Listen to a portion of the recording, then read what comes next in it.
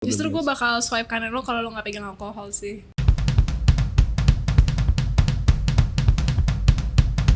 Selamat datang di podcast Seperempat Abad bareng gue Lutfi Indrawan. Dan kali ini ada yang beda dari format-format podcast gue sebelumnya gitu. Jadi sebelum gue ngomongin dulu nih, kenal dulu karena gue udah bersama temen gue Nabila PG. Halo Nab. Halo Lutfi, apa kabar? Baik. Jadi dulu lu panggilnya PG, Iya. ya kan? Tapi kalau sekarang mendingan dipanggil Nabila apa PG? Nabila, karena setelah SMA itu udah Gak ada yang manggil PG. udah formal kayaknya ya. Formal ya. Iya. Iya ya. Nah sebelum ngobrol sama lo nih gue pengen jelasin dulu. Jadi format podcast gue sebelumnya itu adalah gue ngajak temen gue nih untuk bikin podcast sama gue. Tapi yang dibahas itu adalah topik-topik yang berhubungan sama kehidupan sehari-hari kebanyakan orang gitu. Jadi apa namanya nanti kalau misalnya kita udah ngobrol kita tinggal jelasin nih. Gue juga pernah lo ngalamin yang kayak gini, cuman bedanya begini, lo gimana. Dan kadang gue lempar juga ke Instagram, mungkin ada orang-orang yang juga ngikutin. Bedanya sama hari ini adalah, dan sebenarnya spesial karena nih lo adalah orang pertama yang ada di format baru gue. Nah kali ini formatnya bukan ngomongin topik yang seperti tadi, tapi gue akan ngulik-ngulik juga cerita soal lo gitu ya. Karena Nabila ini apa ya, cukup menarik ceritanya ya. Karena semenjak lulus SMA lo kuliah di Lim Kok Wing, Malaysia. Malaysia. Iya. Lo sama Mia ya? Apa beda? Iya, sama Mia. Satu kampus tuh. Satu kampus. Bukan di situ doang uniknya ya. Itu bukan unik juga sih, tapi Nggak, biasa sih. itu oke gitu, suatu prestasi yang oke. Tapi yang mau gua ambil yang gue tertarik dari ceritanya Nabila itu adalah saat lo gue lihat itu kerja di VOA, Voice of America. Nah, itu keren banget menurut gua. Iya. Nah, gue pengen dong diceritain dulu gimana sih lo bisa masuk ke VOA-nya itu? Jadi kan gue lulus tuh tahun 2018 bulan Juli. Nah pas bulan Julinya itu kayak 2018? Iya, Kuliahnya berapa tahun lo? 3 tahun doang? Kalau di Malaysia itu kurikulumnya 3 tahun. Tapi itu udah setara sarjana. dengan S1. Aduh. Jadi tuh gue punya visa Amerika, buat visa Amerika tahun 2017 deh. Oh sebelumnya lo emang pernah ke Amerika? Belum. Oh belum. Buat aja visa dulu gitu. Bisa kayak gitu emang? Bisa buat visa aja dulu. Maksudnya? Ya bukannya kalau buat visa lo harus ada purpose-nya apa gitu? Iya bilang mau ke Amerika, cuman waktu itu belum mau. Oh, Cuman bikin aja dulu bikin gitu. aja dulu. Selagi waktu itu lagi Trump sih. Ya, lagi Trump. Cuman dibuat aja dulu. Terus akhirnya dapat kan satu keluarga. Nah ternyata kalau misalnya kita nggak menggunakan visa Amerika itu dalam waktu 5 tahun, Ya. Ya akan hangus dan nggak bisa gitu. Iya, Nggak iya. bisa lagi. Harus bikin ulang gitu ya? Bukan harus bikin ulang juga, kayaknya nggak bisa deh kesana. Oh nggak bisa? Kalau nggak salah nggak bisa kalau nggak pakai dalam jangka waktu 5 tahun setelah lo buat. Oh. Terus akhirnya ya udah cabut deh ke sana gitu daripada ini. Terus ya udah cabut sama keluarga gue liburan, nggak ada niatan mau kerja. Nggak mungkin juga dong kayak Iya, iya. lo ditanya di imigrasi terus kayak lo mau ngapain ke Amerika pakai visa turis, mau kerja. Didepak gue. Dan emang tuh juga belum kepikiran ya? Nggak ada. Apa udah ada rencana? Enggak, gue baru lulus. Gue Baru baru lulus lulus. banget. Terus kayak ya udah pakai aja visa Amerika. Sorry. Lo lulus tuh kuliah apa, jurusan apa? Broadcasting journalism. Sedap. terus. Terus habis itu udah jalan-jalan lah ke New York, kayak ke LA, kayak gitu-gitu sama keluarga gue. Terus pas lagi di Washington DC itu emang kebetulan headquarternya VOA Amerika itu di Washington DC kan. Iya. Terus nyokap gue memang dulu dia tuh anak gaul juga. Oke. Kayak anak Prambors gitu. Dia dulu penyiar Prambors. Aduh, harus belajar gue dari tante. Nyokap iya. Jadi dia kayak punya banyak temen yang di dunia Broadcasting ya. Iya. Akhirnya nyokap gue bilang, mama ada temen nih di VOA mau ketemu nggak, ngeliat aja isinya gimana. Iya. Boleh deh. Terus udah gue sama nyokap gue kita ke headquarter VOA ketemu temen nyokap gue itu.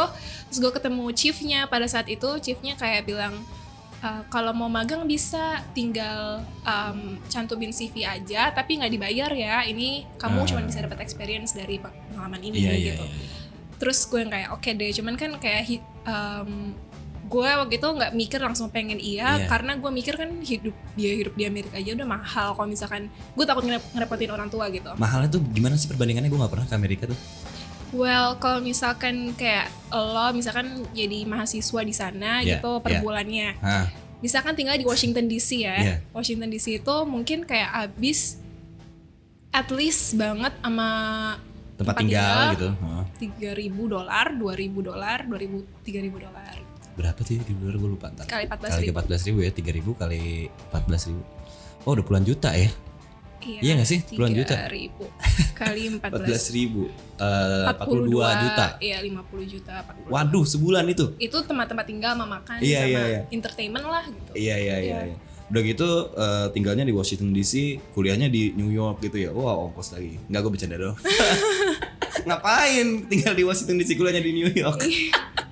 terus lo nggak kepikiran tuh ya apa namanya, kalau gua magang di sini nggak dibayar pula, ongkosnya kan akan mahal. Tapi memang experience, maksudnya kalau dilihat dari kayak media apa Indonesia sekarang yang menurut gue media internasional yang orang Indonesia masih banyak juga yang kerja di situ, itu via Indonesia kan, sama BBC Indonesia. Iya. Dan juga lumayan bagus. Terus gue mikir kalau misalnya gue bisa magang di sini itu udah menjadi apa namanya bekal sendiri buat kalau gue pulang ke Indonesia gitu kan. Ya udah, gue udah di Amerika, akhirnya gue pertimbangkan, ya udah deh mama boleh nggak aku magang. Gue kayak bilang ke nyokap gue yang kayak mikir-mikir dulu. Iya sempet mikir-mikir, dia bilang boleh nggak ya. Akhirnya ya udah magang 2 bulan aja ya. Ya udah 2 bulan. Udah dikasih waktu tuh 2 bulan namanya. Tapi kalau dari VOA-nya sendiri tuh emang nawarinnya berapa lama? Apa terserah? Terserah. Oh gitu. Mereka kayaknya seneng banget kalau ada anak magang kan bisa disuruh-suruh. Tapi apakah kalau lu magang di VOA lu akan disuruh bikin kopi? Oh. Karena kan kalau di Indonesia kan katanya gitu. Gua nggak tahu. Gua nggak pernah ngerasain. Kalau di sana gitu nggak? Suruh bikin kopi gitu nggak? Itu dari awalnya bokap gue udah bilang, nanti kalau kamu magang jangan kaget ya kalau nggak disuruh apa-apa, malah disuruh kayak nge-filing atau kayak gini, malah kamu nggak dapat experience beneran. Gue bilang iya tenang aja, yang penting dapat nama gue magang. Yang penting gue bisa upload nanti di story gue di VOA cuy. Kalau gue sih gitu, nggak tahu kalau lu. Kalau gue enggak sih, gue bakal protes, gue bakal nanya, ada yang bisa gue bantu lagi nggak selain buat kopi atau apa? Enggak, ternyata pas gue magang di VOA beneran dia nanya apa yang lo jurusan, dia nanya dulu kan, lo jurusannya apa, broadcasting journalism. Terus gue juga suka kayak agak suka ngedesain gitu. Desain maksudnya gambar langsung sketching itu apa di laptop? Cuman kayak desain gitu? Infografis aja. Oh iya. Terus mereka kayak membebaskan gue untuk kayak mau buat apa gitu. Terus akhirnya gue juga waktu magang itu kayak apa namanya, kayak ngasih usul buat konten apa tiap harinya gitu. Mereka membebaskan dan gue dapat pengalaman di training juga gitu. Oke. Iya. Jadi apa namanya, gak seperti yang mungkin orang-orang bayangkan soal magang. Ternyata magang di VOA ini itu tidak sama dengan magang yang kita tahu di Indonesia gitu. Jadi lo malah dikasih kebebasan gitu, ditanya lo jurusannya apa, kuliahnya, terus lo mau buat apa buat kita? Silakan gitu ya. Terus bingung gak lo pas pertama kali disuruh buat apa untuk VOA? Apa pertama kali lo buat apa untuk VOA tuh pas ditanya kayak gitu? Awalnya gue nggak mungkin kan langsung kayak, mbak ini bagus deh buat, nggak mungkin kayak langsung. Gue masih belum ada, gue zero experience waktu itu. Gue terakhir itu magang di ISS cuman kayak korkom, kayak paling posting kayak LinkedIn-nya perusahaan itu, kayak buat caption something like that. Terus pas nyampe VOA ini tuh berita gitu loh, bukan kayak PR-nya perusahaan lagi gitu. Ini udah berita kayak ya serah lo mau ngangkat isu apa gitu. Dan gue sukanya di VOA itu mereka press freedom, mereka sangat menjunjung tinggi press freedom. Jadi nggak, dan juga mereka kan dibayar dengan pajak rakyat ya. Dan jadi nggak pokoknya nggak, kita ada undang-undang yang melindungi kita untuk tetap bisa independen. Nah itu gue juga penasaran sih, Nap. Apa namanya, soal di VOA itu kan lo sempat bilang tuh ya bahwa lo basically itu government agency juga berarti ya? Betul banget ya. Jadi dia media, satu perusahaan media yang gimana sih dikelola? Punya Indonesia kan TVRI. Iya. Kita juga pakai gaji kita dari pajak rakyat, tapi bedanya dengan Indonesia TVRI, kita dilindungin sama kayak undang-undang kan namanya firewall gitu. Jadi kita bisa kita boleh mengkritik asalkan itu benar gitu. Press freedomnya sangat ditinggikan banget. Jadi kita bisa ngangkat isu apa aja asal balance, kayak kanan kiri seimbang gitu. Dan bisa dibuktiin juga ya, maksudnya bukan kaleng-kaleng gitu. Iya, bukan kaleng-kaleng. Berarti ketika tapi sebelum lo di VOA itu lo mengamati nggak sih perkembangan media informasi di Indonesianya itu sebelum lo di VOA? Enggak sama sekali. Nah Karena gini, ketika lo di VOA dengan apa namanya, dengan segala macam kebebasan yang dimiliki, walaupun dia bagian dari apa namanya organisasi pemerintah juga, berarti lo nggak terlalu ngerasain dong bedanya apa sama yang di Indonesia, media di Indonesia. Apa kerasa? Gue nggak pernah kerja di media Indonesia sebelumnya, tapi gue nggak kerasa sih. Gak kerasa ya? Karena gue udah dari awalnya udah di VOA gitu, jadi. Oke. Iya.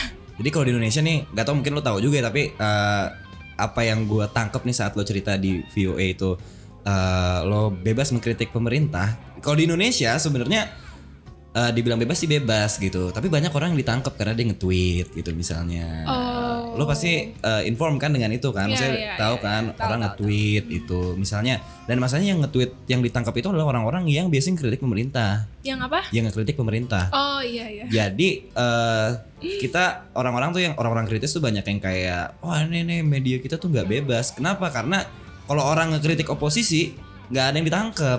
Ya kalau mau dibandingin sama apa namanya Indonesia sama Amerika jauh lah ya. Maksudnya Demokrasi di sini. di Amerika. Menurut gue bukan siapa-siapa sih, cuman kayaknya agak tertekan ya pada zaman sekarang. Di Amerika. Indonesia. Oh di Indonesia, iya. Susah ya.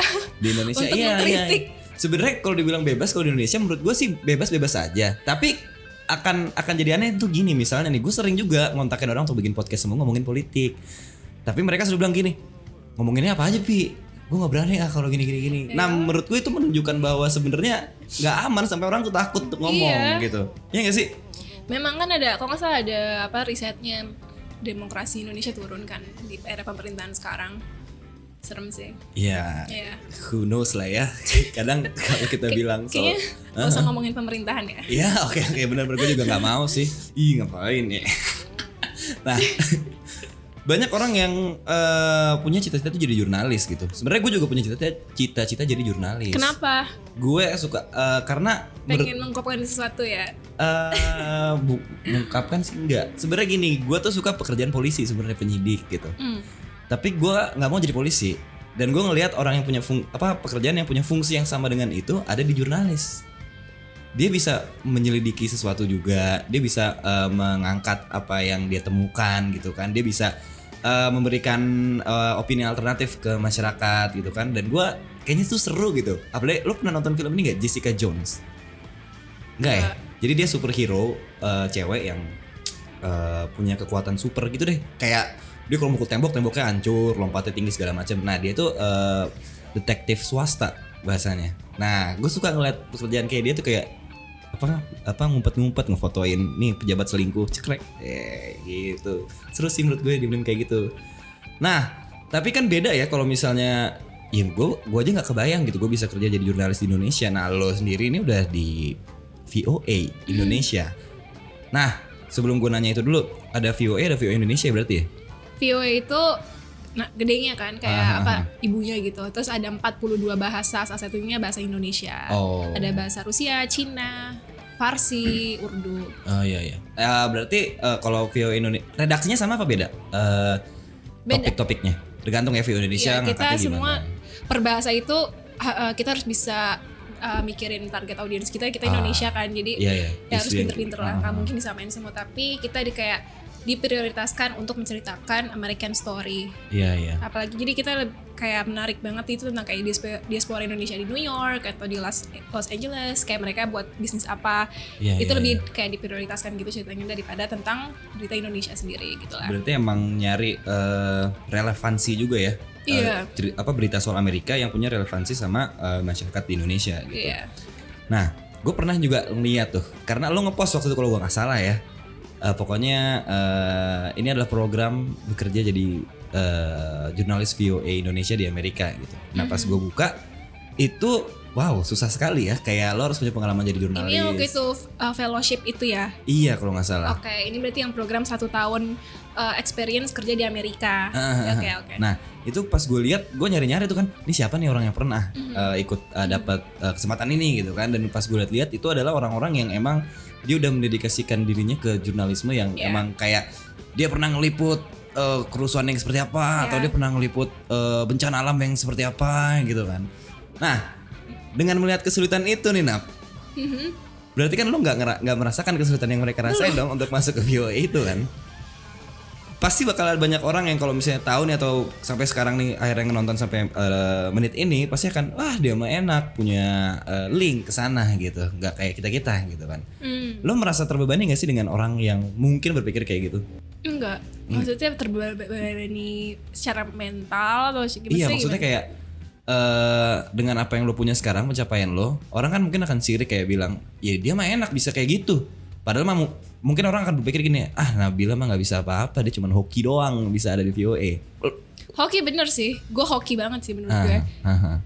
Tapi itu juga gak mungkin kan orang hire based on hoki doang. Pasti kan ada kayak di belakang itu, gue kan di awal gue ditawarin kerja kan. Sebenarnya gue udah pengen minta waktu akhir-akhir magang gue udah kayak konsultasi ke nyokap gue, aku bisa nggak ya kerja di VOA, gimana ya cara nanyanya ke supervisor aku. Ini pas lo magangnya mau habis, maksudnya pengen lanjut jadi pekerja di situ ya? Iya, gue pengen nanya lah, kan nothing tulus ya. Iya. Terus pas sebelum nanya udah ditawarin duluan, gue yang pasti tahu. Wow. Itu kayak apa ya, mukjizat ya. Ditawarinnya via apaan? Langsung pas lo lagi di kantor, lagi ngedit gini, samping gue supervisor gue. Terus kayak, Nap, iya mbak, kamu mau nggak kerja untuk VOA? Hah? Berinding kalau denger? Berinding kalau pas denger itu?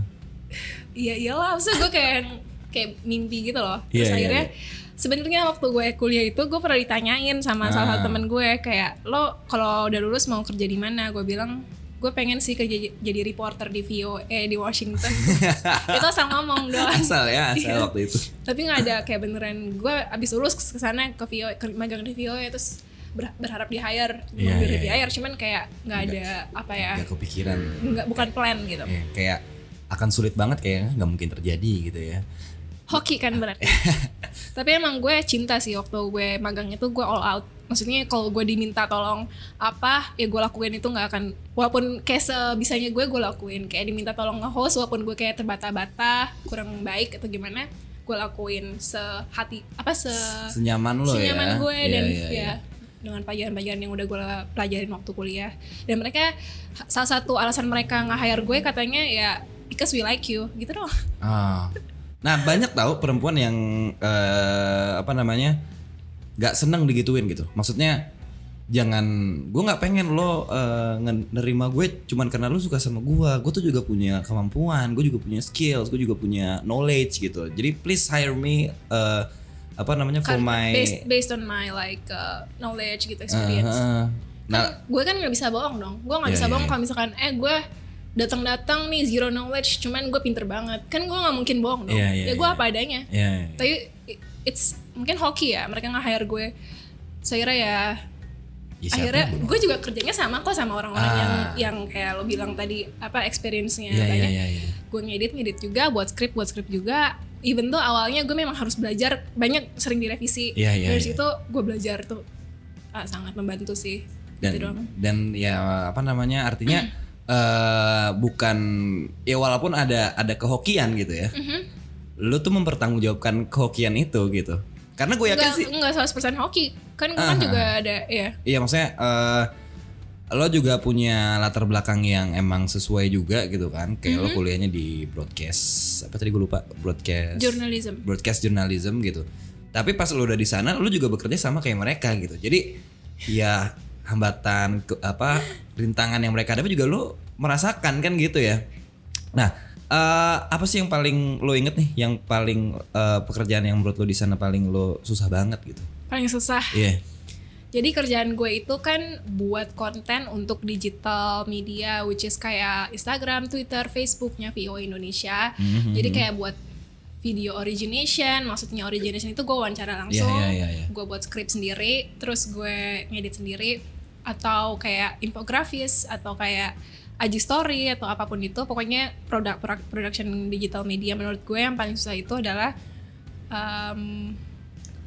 sejujurnya buat skrip. karena dari sebuah produksi itu adalah yang paling penting itu kan narasinya.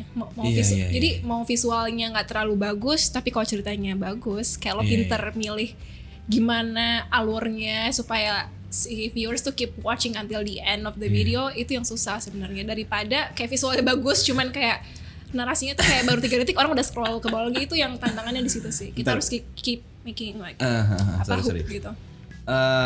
lo bikin semuanya tuh sendiri. Kayak Iya. lo Gue nyari nge-hostnya nyari sendiri. cerita sendiri, nyari narasumber sendiri, approach sendiri, telepon, terus ya nyari Nge-take-nya sendiri juga lo. Iya. Kecuali kayak misalnya sekarang lagi pandemi, ya gue minta lo ada nggak? Misalnya gue wawancara waktu itu gue wawancara orang di Surabaya, gue minta video pemakaman bokapnya. Iya. Yang gue nggak bisa. Gitu. Enggak. Karena itu kan berat ya, Nap ya. Kayak gue tuh kayak gitu.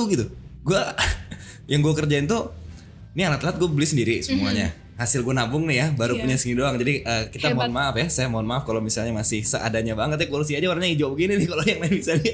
Enggak kok, cakep menurut gue. Settingannya cakep, kece. Enggak, Nap, lu jangan gitu nih. Apa namanya? Kalau gue lihat di situ ini masih berbayang-bayang, Nap. Jadi kayaknya gue akan beli lighting juga nih untuk ngakalin nih gimana sih nembaknya. Ini pasti video-video editor entusias pasti kayak ih sampah banget lightingnya gitu-gitu. Nah terus ngontakin orang juga gue sendiri, nyari topik gue sendiri juga. Itu berat banget. Dan lu di sana juga kayak gitu juga? Iyalah. Yang lain tuh kayak gitu juga, kayak lo juga semua bikin sendiri atau kayak Gue lo doang sama nih karena satu, lo anak? Enggak, satu tim gue kita semua begitu. Even yang kayak misalkan yang semuanya kayak gitu kerjanya. Waduh. Jadi kalau misalkan lo bilang di DVO enaknya Nabila hoki gitu atau gimana, enggak sih menurut gue. Maksudnya hoki iya hoki. Itu menurut gue salah satu faktor yang gak bisa dipungkiri. Iya, Terus yang iya. kedua ya experience itu sih. Maksudnya gue nggak enak-enak aja sih kerja di Amerika. Tapi ya lumayan lah. Iya. Pengalamannya yang paling berkesan. Iyalah, siapa yang mau nolak kalau bisa dapat kesempatan kerja di situ sih, Nap? Iya. Gitu kan. Gue juga mau gitu. Selain itu ya, selain apa namanya pekerjaan lo di sana gitu kan. Tadi kan lo bilang yang sulit tuh bikin skrip ya. Paling sulit bikin skrip. Gue tuh penasaran, maksudnya ada ini nggak sih, pernah nggak sih ada yang kayak Nabila tolong nih report misalnya White House lagi apa gitu misalnya. Oh, karena gue zero experience, maksudnya gue Iya, iya. paling junior lah. Oh di situ lo paling junior. Gue paling muda dan paling junior. Iya. Dan gue nggak pernah kan punya experience kayak di Indonesia jadi wartawan kayak istana atau Iya. misalkan mereport tentang KPK dan segala macam Iya, itu iya, gue belum pernah. Cuman jadi mereka mungkin belum percaya ngasih gue, jadi mereka prefer kalau untuk turun ke lapangan ngasih ke senior gue. Oh, oke. Berarti emang butuh jam terbang juga sih ya untuk Iya. kesana gitu kan. Karena nggak salah-salah ya kalau misalnya kesana gitu ya. Lo nanyanya kan harus yang bener gitu ya, yang memang dibutuhkan oleh orang-orang gitu. Berarti lu belum pernah ya kalau kerja di Indonesia ini belum pernah? Apa magang yang tadi ya? Iya, Magang yang tadi doang ya? pernah. Dari budaya kerjanya gitu. Gak usah, mungkin boleh deh di Indonesia yang lo lihat doang atau yang benar-benar lo alami. Bedanya gimana sih budaya kerjanya? Budaya kerjanya sama aja sih, cuman yang beda itu adalah gimana kerjanya. Kalau misalkan gimana kerjanya, kalau misalkan kayak dibandingkan misalkan perusahaan media Amerika sama media Indonesia kan, kalau misalkan di media di Indonesia itu mereka ngedit aja gitu, atau nggak buat skrip aja. Ada fungsi-fungsi khususnya sendiri gitu Iya, ya? atau nggak jadi kameramen, lo kameramen aja, nggak usah on cam gitu. Iya. Ya, kalau gue semua sendiri ya. Iya. Pasang kamera sendiri, edit sendiri, nyari narasumber sendiri. Jadi mungkin kalau lo sangka gue on cam doang, enggak sih, gue buat semua. Iya, bahkan Nabila tuh tadi baru nyampe di studio gue, dia lagi ngedit dulu video buat di story VOA ya. Iya. Jadi Pi, bentar dulu ya, gue butuh waktu 20 menit, gak apa-apa ya gitu. Ya gak apa-apa, gue lu kesini aja gue udah seneng banget gitu. Dan profesi wartawan di Amerika tuh dihargain banget gak sih? Kalau di Indonesia kan nih ya, yang gue tahu tuh gajinya pada kecil-kecil, Nap. Bahkan Dewan Pers gitu ya, atau AJI, terus organisasi asosiasi wartawan itu tuh sering kayak setiap tahun tuh ngasih rekomendasi nih gaji wartawan tuh segini dong. Iya. Saking kayak rendah gitu menurut mereka. Iya, Kalau itu di sana faktor gimana? juga salah satu faktor kenapa kita kurang press freedom kita kurang dijunjung tinggi kan, karena masih banyak kan kalau misalnya lo lihat tuh kayak misalnya lo buka artikel di mana gitu ya, terus lo ngeliatnya kayak wah gitu, clickbait gitu ya, misalnya kayak wah dia ternyata ini loh gini-gini, maksudnya yang kayak Gak penting ketahuan gitu. dibayar gitu loh sama si narasumber Iya, gitu, iya. karena gajinya nggak ini ya, Oke, I see. nggak mencukupi gitu. Emang itu udah kayak hukum alam, jadi ya makanya bacanya VOA aja. Kalau mau dapat ilmu ya. Parah lu, berarti media Indonesia nggak bisa ngasih ilmu. Tapi itu kan fakta. Baru lu Mbak Nana marah dulu. Kecuali gue nggak ngomong. Iya gue bercanda dong. Kecuali apa? Ya gue yakin lah apa namanya penontonnya UPI ini pasti udah pada pinter-pinter lah ya untuk milih sumber mana yang bagus, berita mana gitu. Bisa lah bedain mana yang. Tapi emang jadi ngaruh banget ya. Maksudnya karena gajinya kecil, artinya kan dia harus nyari sampingan atau nyari kesempatan apapun yang bisa buat. Kayak ada misalkan partai apa buat acara mana, tolong dong datang gitu. Iya. Karena basically ya wartawan juga manusia juga yang punya kebutuhan. Kayak polisi aja nggak ada beda. Iya benar. Berarti kalau misalnya gue boleh nanya lo nggak? Iya apa? Buku favorit lo dari yang di sini apa? Buku favorit gue tuh tiga top 3. Dunia Sophie, Madilog. Satu lagi apa ya? Satu lagi mungkin, aduh banyak sebenarnya. Sherlock Holmes deh. Oh ya. Kalau novel gue suka Sherlock Holmes. Oke, jelasin kenapa lo suka Dunia Sophie ini, siapa penulisnya siapa? Maksudnya orang mana? Gue nggak hafal siapa penulisnya ya. Oke. Tapi lo pernah baca Dunia Sophie gak? Enggak ya. Gue suka sama Dunia Sophie ini karena buku ini ngajarin ngasih pengantar filsafat yang oke banget gitu. Jadi orang yang nggak tertarik kan, orang kalau kita ngomong kata filsafat orang awam pasti akan bilang kayak, ih jangan lu nanti nggak beragama lo kan, langsung kayak gitu kan. Tapi buku ini ngasih kita cerita yang kayak tanpa kita sadar kita udah masuk ke dalam satu pemikiran filsafat gitu. Karena dia konsepnya formatnya tuh novel. I see. Gitu. Oh jadi itu fiktif ya, tapi filsafat. Tapi iya, ada dan value filsafatnya. Nyeritain peradaban-peradaban dari filsafat awal, dari filsafat alam, nanti berangkat dari filsafat manusia, jadi filsafat modern. Menarik. Banyak deh. Habis itu penulisnya orang luar.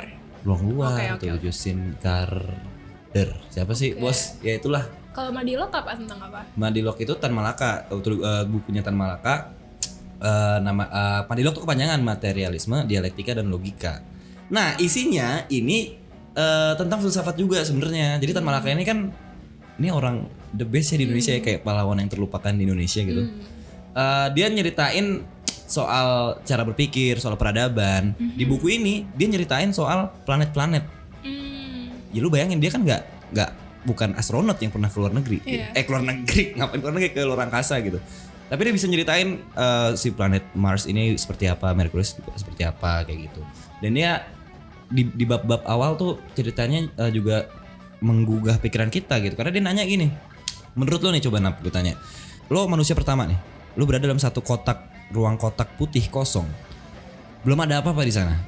Nah, apa yang pertama kali muncul ketika dunia ini berubah? Benda dulu atau idenya dulu gitu? Nah itu tuh yang ditanyain sama si Tan Malaka di awal. Idenya dulu gak sih? Idenya dulu. Misalnya ide tentang apa? Gue gak tahu. Nah dia nyeritain nih misalnya gini. Misalnya ide dulu ya. Di Dunia Sophie juga diceritain. Jadi misalnya gini, kalau semua dimulai dari ide dulu yang ada di pikiran dulu. Misalnya kita ngebayangin ekor kuda gitu. Gimana kita bisa ada kuda di pikiran kita kalau kita gak pernah lihat kuda? Gitu. Nah itu tapi kalau itu makhluk hidup ya. Tapi misalnya iPhone gitu, HP gitu. iPhone itu adanya di kepala dulu atau emang udah ada barangnya gitu.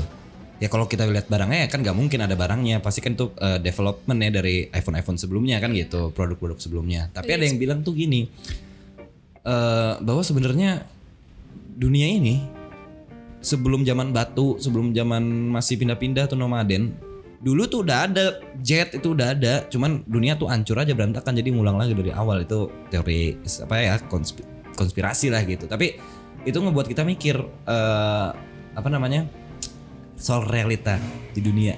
Itu sih gue suka aja muter-muter otak. Kalau Sherlock Holmes sih jelas karena cerita-cerita detektif. Sherlock Holmes ini dulu pas gue kecil gue sering nyolong di. Oh iya. Lu gimana sih jujur di depan kamera? Gak apa-apa, tapi kan soalnya bokap lu polisi ya? Enggak gila. Enggak, dulu karena gak punya uang kan pas masih kecil. Tapi gue tuh senengnya beli komik. Waktu itu kan komik misalnya Naruto 15.000. Terus ini juga harganya kayak 25.000. Gue pulang les ke udah gue ambil, maaf ya. Ntar gue sensor. Jangan dong, gila. Tapi ada yang bilang gini katanya, orang yang minjem buku itu bodoh. Tapi lebih bodoh lagi orang yang mengembalikan, katanya gitu. Kata someone lah gitu. Siapa? Kata lu. Kata gue. Artinya maksudnya baca buku tuh penting gitu. Lo apa? Buku favorit lo apa? Lu tipikal yang lebih suka baca buku, nonton film, dengerin musik atau apa? Gue lebih suka yang baca buku sih, Oh iya, karena bikin mikir gitu. Kalau misalnya nonton film kayak gampang ya. kayak cuma diem aja ya, pasif gitu. Ya, Apa buku favorit lu? gue suka baca fiktif sih kebanyakan. Gue pengen mengembangkan untuk ngebaca fiktif tapi belum sempat karena nggak ada waktu ya. Buku favorit gue Novel berarti ya? iya novel. Gue lupa nih. Tentang apa? Novel tentang apa? Ntar gue liat dulu ya, gue lupa. Oke, coba. Oh iya nih baru kemarin gue baca novel namanya Where the Crawdad Sings. Where the Crawdad Sing. Apa nih? Tentang apa? Novel biasa aja sih, menceritakan tentang balas dendam itu Gak baik. baik. Oh, oke. Pokoknya gitu deh. Aduh nggak bisa menceritakan ulang. Tapi maksudnya dia punya penjelasan kan kenapa balas dendam itu baik gitu. Bukan dalam artian Kayak menjunjung tinggi kalau tahu chaotic neutral. Tahu nggak karakter chaotic neutral? Kalau misalkan di karakter sebuah film ada yang devil neutral, ada yang chaotic neutral, ada yang neutral. Jadi kayak kalau misalkan kayak si Joker atau kayak Harley Quinn itu dia chaotic neutral. Ya. Kan mereka kayak dia nggak peduli apa kata pemerintah atau apa kata mereka melakukan apa yang mereka anggap bener aja gitu loh. Dan di buku yang gue baca ini dia kayak tokoh utamanya itu chaotic neutral. Oh, si yang kayak jokernya gitu ya? Iya, kayak apa orang-orang lain mungkin mikirnya kayak dia gila. Enggak, sebenarnya dia tuh menurut dia melakukan hal yang baik walaupun menurut orang lain nggak baik. Iya. Yang lo suka dari buku itu adalah Sifat yang kayak gitu. Gue orangnya kayak gitu, alter ego gue kayak gitu deh. oh, iya. Chaotic neutral. Ya. Apa yang pengen lo lakuin yang menurut lo benar tapi bakal orang lain akan menilai itu sesuatu yang salah? Rahasia. Oke, juga sih rahasia ya. Jadi tiba-tiba ntar abis ini gue di step di sini. Karena menurut dia benar, misalnya gue nyebelin gitu. Ya tapi emang bener sih kalau dibilang gak ada waktu. Sekarang gue juga sebenarnya ada nyesel karena gue dari kecil tuh bacanya tuh yang kayak novel-novel cerita gini, terus komik. Gue baru baca buku yang lain tuh pas udah kuliah dan itu kayak aduh salah banget gue basic yang harusnya gue pelajarin tuh harusnya seenggaknya dari SMA. Udah gak ada waktu sekarang kayak aduh apalagi kalau misalnya ntar udah nikah gitu ya, punya anak harus kerja gitu. Iya gak? Iya. Pernah bayangin lo? Apa? Nikah gitu. Kalau misalnya lu sekarang aja udah bilang kan gak ada waktu gitu. Gimana kalau misalnya udah berkeluarga coba? Iya.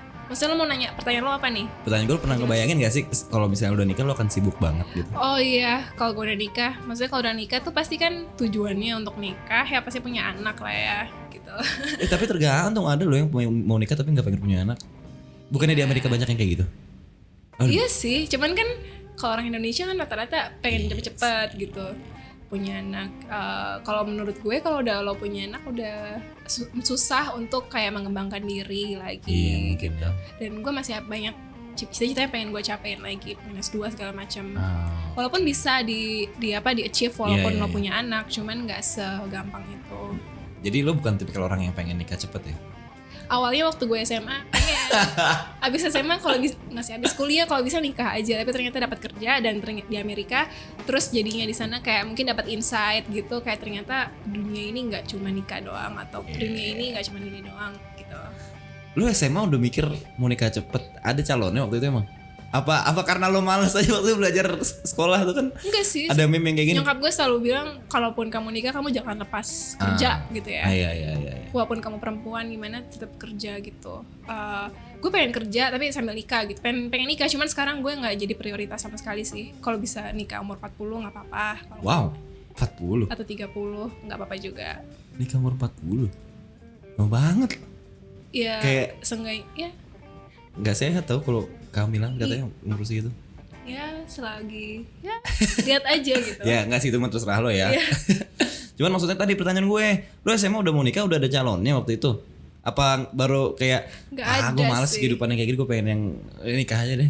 Iya karena kalau dulu mikirnya kan kayaknya dunia terlalu kompleks dan gue belum ada pengalaman apa-apa. Kalau ngeliat kayak orang nikah kan enak ya kayak apa tinggal pagi-pagi masak atau gimana gitu, gampang kayaknya. Cuman ternyata nikah tuh gak gampang. Jadi akhirnya lu mengurungkan tuh niat lu waktu itu ya. Iya. Dan kalau mau gue gak mau pas gue punya anak itu gue gak bisa ngedidik dia secara benar. Ya, gue mau Harus matang dulu gitu. diri gue sendiri aja gue belum benar gitu loh. Gimana nanti kalau gue punya anak, masa gue belum benar, mending benerin diri dulu gitu. Iya. Tapi banyak kalau ngomongin nikah tuh banyak banget sih pendapat yang beda-beda ya. Iya. Kayak misalnya, ya nanti kita akan matang dengan sendirinya kalau kita udah nikah gitu. Atau ada yang mau nikah tapi belum ada duitnya gitu misalnya.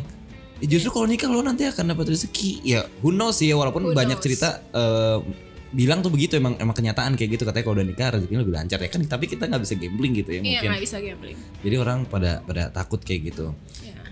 Dan di Amerika lo nggak menemukan sosok, ada nggak kayak lo pacaran di sana gitu sama bule atau VOA juga, atau justru orang Indonesia juga di sana gitu? Gue di sana niat pacarannya nggak untuk nikah sih. Have fun Maksudnya aja ya, iya, untuk main-main aja. masih muda, masih seperempat abad kayak nama podcast lo. Hidup gue mungkin gue nggak tahu sampai kapan. Mungkin abis ini gue mati. Cuman gue ngerasanya ya masih muda lah. Lo kan berarti sendiri ya pas lo di Amerika ya?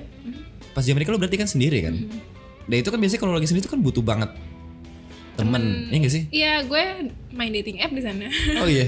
Iya. Dating apps apa yang lo pakai? Kalau di sana kita pakai Hinge. Hinge. Iya, Hinge. Di Indonesia nggak ada? Ada cuman nggak banyak orang pakai. Oh, Mereka kan pada iya. pakai di sini Tinder, Bumble gitu ya. Ya, gue ketemu 2 mantan terakhir gue di sana. Ya kita seru-seru aja Seru gak sih. sih? Seru ketemu lewat Gue dating apps? niatnya pacaran itu nyari ketemu orang sana, mengerti culture mereka. Terakhir gue sama orang Lebanon, gue mengertiin culture-nya dia gimana. Terus gimana dunia dating di Amerika gimana. Menarik sih. Ya. Luas. Kalau di sana dating apps itu kayak orang awam di Indonesia nggak sih yang ngeliat kayak orang pakai dating apps tuh kayak pathetic? Oh emang gitu ya? Ya Di sini kalau gue gitu ya? lihat-lihat ya, mungkin beberapa segmen ada yang nganggep gitu, tapi kalau yang udah dewasa ya, cewek-cewek yang misalnya udah umur 26, 27 itu udah mulai biasa ngelihatnya, udah mulai kayak ya wajar dong orang main dating apps, why not gitu. Nggak, Tapi di sana juga kok. Oh, Di sama sana juga ya? Waktu itu jadi kan gue ada temen di VOA juga gitu. Iya. Nah gue tuh match sama housemate-nya dia. Terus housemate-nya kan lihat gue kerja di VOA Indonesia Iya, gitu. ampun. Terus housemate tuh orang luar gitu kan. Iya. Terus si housemate-nya ngasih tahu, ini temen lo ya.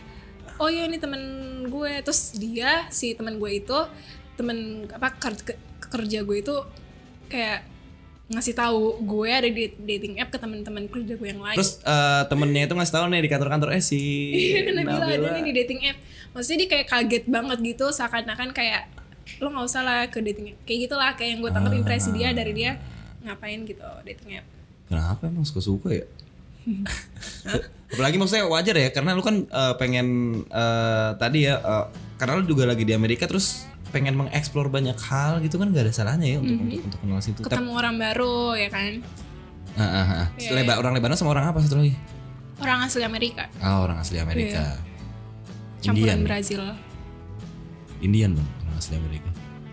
Warga Amerika keturunan Brazil. Oh gitu. Salah ngomong, maaf ya.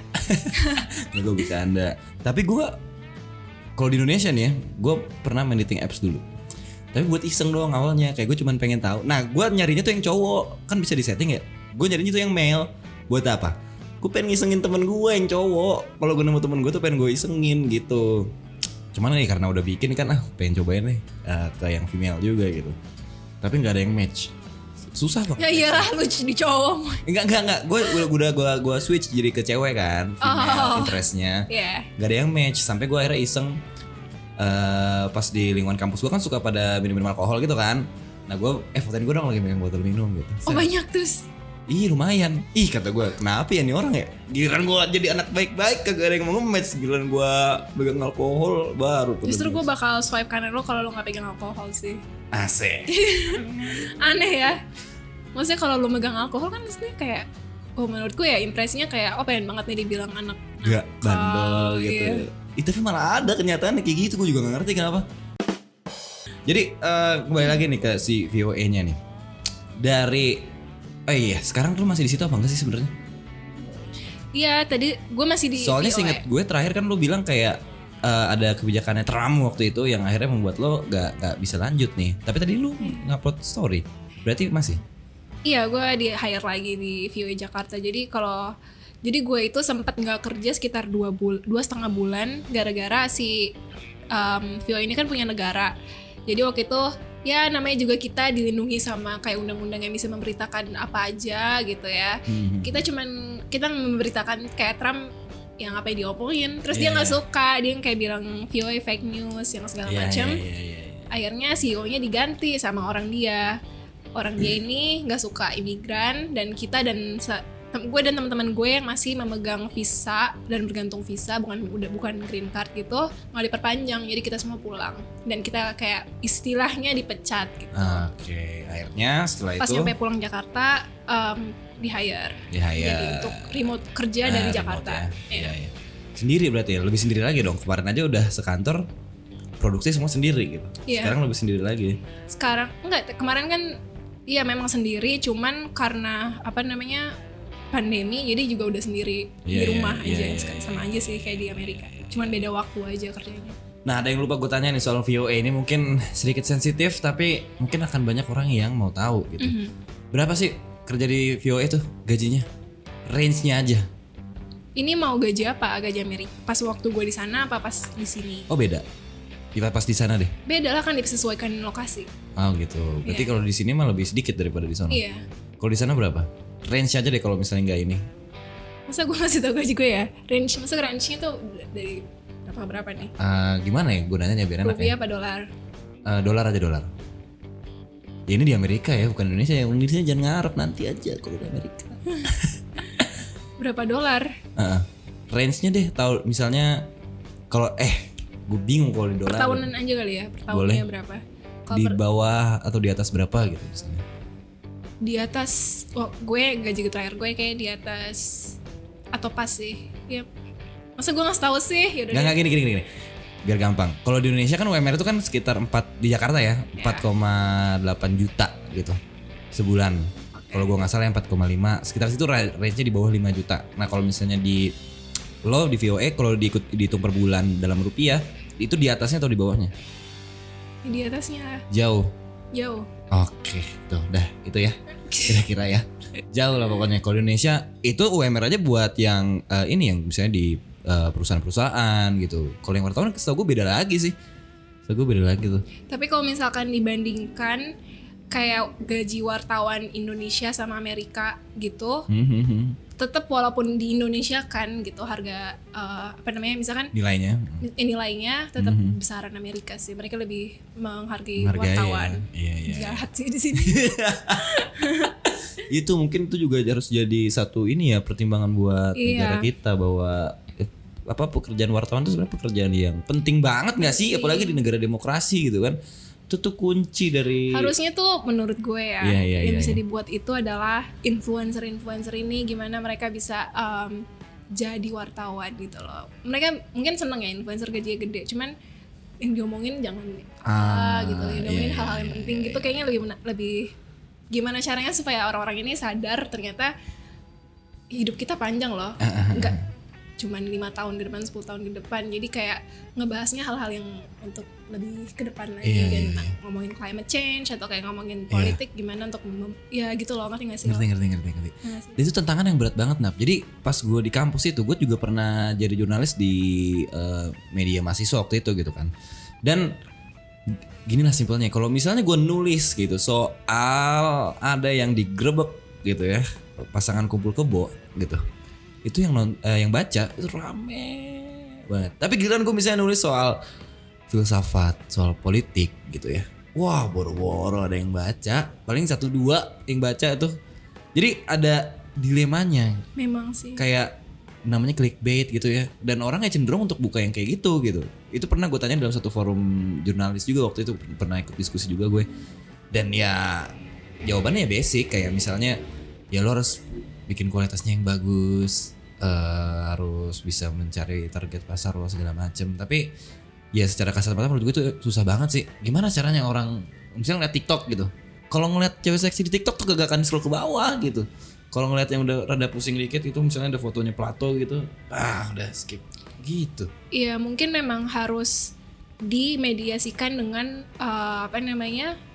kayak influencer terkenal gitu loh. Kayak misalkan emang dia udah dasarnya terkenal, tapi dia ngebahas juga hal-hal yang kayak penting gitu. Itu kan jadi kayak misalnya dia terkenal cantik atau gimana, ya dia emang harus Iya. dimasukin dari lewat Iya situ sih, gitu. harus ngajarin yang kayak gitu ya buat para influencer ini. Kayak waktu lo sempat ngikutin gak sih waktu itu demo Omnibus Law di Indonesia? Itu kan banyak influencer-influencer yang ikut. Iya kan. Ini ikut ada dua ya, ada influencer yang ikut ikut. mengkampanyekan Omnibus Law. Tahu nggak lo? Iya, Influencer-influencer tahu. yang kayak oh ini buzzernya pemerintah. Tapi ada juga influencer-influencer yang akhirnya kayak Awkarin ya kayak yang kita tahu dia mengkaji tuh Omnibus Law ratusan pasal itu gitu. Dan ya orang-orang akhirnya pada naruh simpati kan. Iya Udah gitu kan? dia ikut demonya, ngasih makanan segala Iya kan? macem. Iya kan. Nah ini gue sebenarnya bikin kayak gini juga pengen Buat awareness. mencoba juga gitu ikut masuk dalam arus informasi yang besar Iya. ini untuk ngasih satu inilah alternatif yang lain gitu kalau teman-teman suka sih. Gitu. Teman-teman kita ini banyak yang udah mulai jadi jurnalis juga beberapa gitu. Oh ya. Nah, ada yang jadi wartawan, reporter gitu, ada yang mungkin dia jadi host doang, ya bener sih kata lo ya, yang host mah host aja, yang Iya. wartawan aja gitu. Dan banyak juga orang-orang yang mungkin pengen juga jadi jurnalis gitu kan. Nah oke lah, walaupun lo punya cerita yang berbeda saat lo masuk ke VOA, tapi kan lo udah pernah ngerasain selama 2 tahun berarti ya, lebih. 2 tahun pas. Apa sih sebenarnya tipsnya supaya bisa jadi jurnalis yang oke gitu? Seenggaknya yang lo lakukan lah gitu. Emang gue oke. Oh, bagi gue oke Gue masih banget. belajar banget sih. Iya, tapi maksud gue dengan lo ada di VOA, lo pasti dituntut untuk berakselerasi ya kan. Dan menurut lo pelajaran apa sih yang paling penting lo dapet dan harus bisa yang lain juga ikutin gitu supaya bisa mempersiapkan diri lebih awal. Pintar memilih berita yang ya lo harus pinter membaca berita mana yang akan besar. Kayak lo bilang tadi, kayak misalnya lo buat tentang grebek, tolong ini itu memang benar sih. Kalau misalkan lo mau bertahan di dunia jurnalisme, itu lo harus pinter memilih berita. Harus Iya. melihat target audiens lo siapa gitu. Dan juga ya lo jangan gue rasa eksekusi aja sih. Kayak kalau punya ide langsung eksekusi aja, jangan kayak takut gitu. Terus kayak tetap ngerasa diri lo bego aja. Iya bener sih.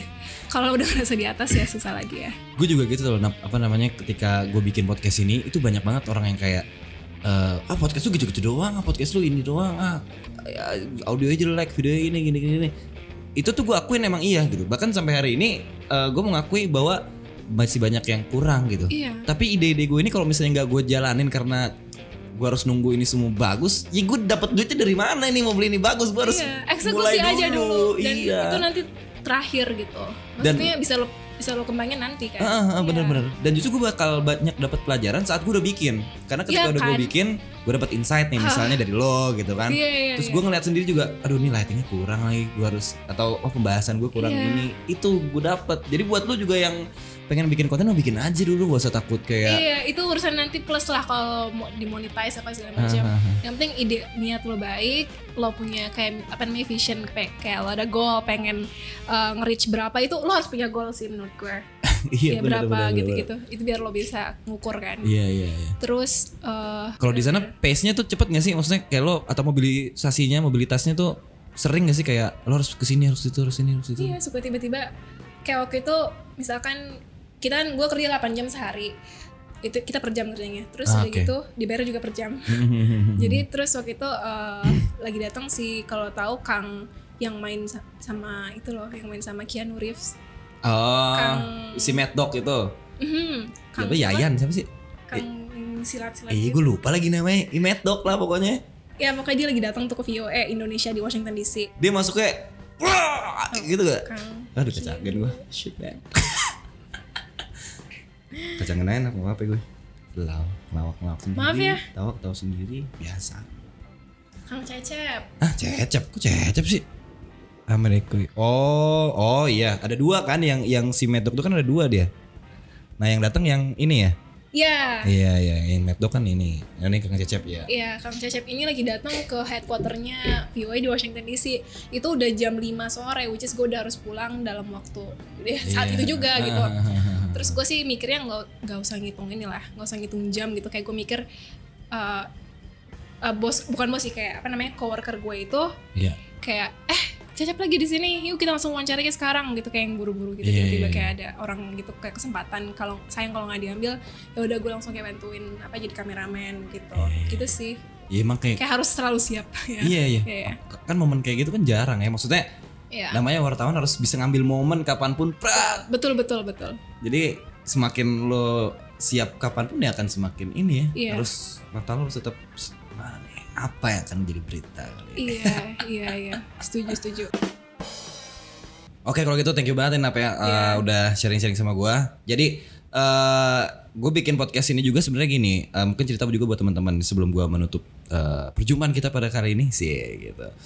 Jadi gue tuh suka nonton video motivasi, video inspirasi itu gue suka banget. Walaupun terkadang kayak dia ngomong doang kayak gitu mah bisa, emang enak dia ngomong kayak gitu, dia udah kaya, dia udah sukses gitu.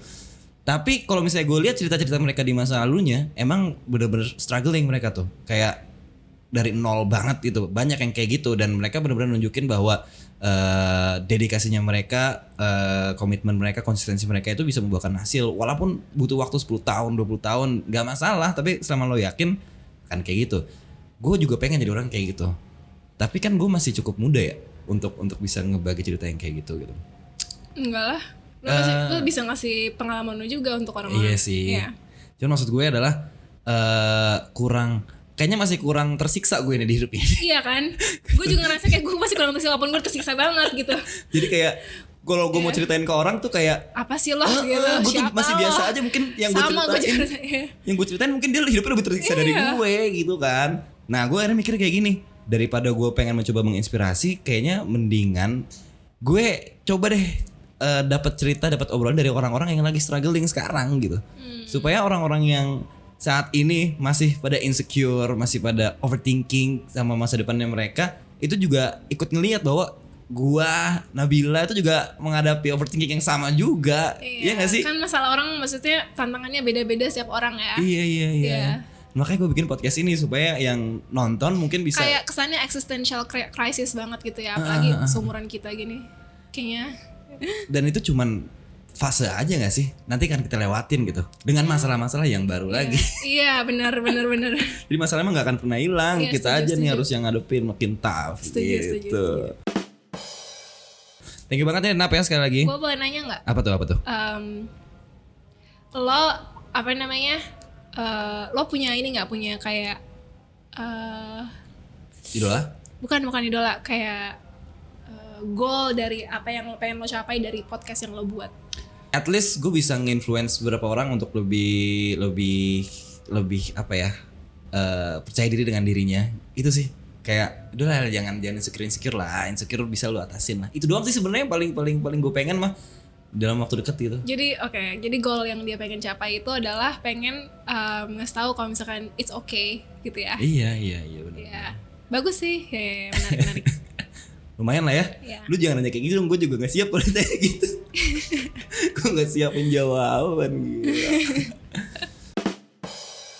Semoga sukses podcastnya Upi. Thank Dan bisa you. nextnya bisa mengundang tamu-tamu yang lebih menggugah lagi, orang-orangnya yang lebih bisa menginfluence kalian lagi, bisa dapat lebih banyak masukan dan mungkin pengetahuannya lebih besar lagi ya. Yang bisa didapat. Amin. Thank you lo juga, semoga sukses di VOA-nya, Amin. jenjang karirnya. Setelah VOA ini pasti masih banyak lagi yang akan lo hadepin. Semoga tetap tough, tetap Lo kreatif. juga semoga sukses bisnisnya. Thank you. Buat teman-teman semua, jangan lupa di subscribe ya. Kalau misalnya ada yang nggak suka, ada yang suka, ya komentar silakan ya. Iya, silakan. Silakan aja, bebas kok pokoknya. Pokoknya thank you banget udah nonton. Sampai jumpa lagi. Dah.